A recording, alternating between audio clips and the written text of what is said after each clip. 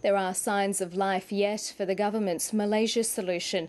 The former Immigration Minister Philip Ruddock says the plan could work, albeit with some key changes. The opposition leader doesn't agree, but Tony Abbott says he's prepared to spend Christmas Day trying to hammer out a deal. With the deadlock dragging on, frustration is growing among those who survived last week's asylum seeker tragedy off Indonesia. Here's political reporter Andrew Green.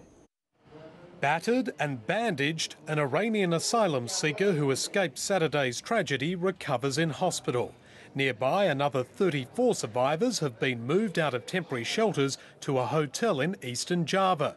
But tensions are rising. Many child dead in ocean. Many child, many family. It's not good. Nobody wants to do that. Nobody. The hope of finding more survivors off Indonesia's coast is now all but lost. And in Australia, a former immigration minister has entered the debate. Philip Ruddock believes the so-called Malaysia solution could work, but only if it's open-ended and includes the reintroduction of temporary protection visas. You need to use all of the weapons in your armoury if you're going to be able to deal with it. I'm happy to talk the issues through with the opposition and see if there is an area where we can find common ground on this. It's a dud deal for Australia and it's a cruel deal for boat people. Malaysia hasn't signed the UN Convention. The immigration minister says the Malaysia solution was painstakingly negotiated and already includes significant protections for asylum seekers.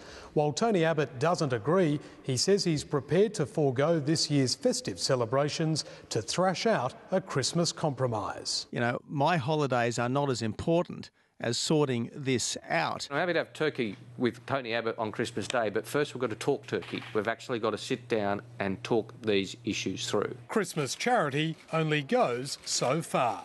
Andrew Green, ABC News, Canberra.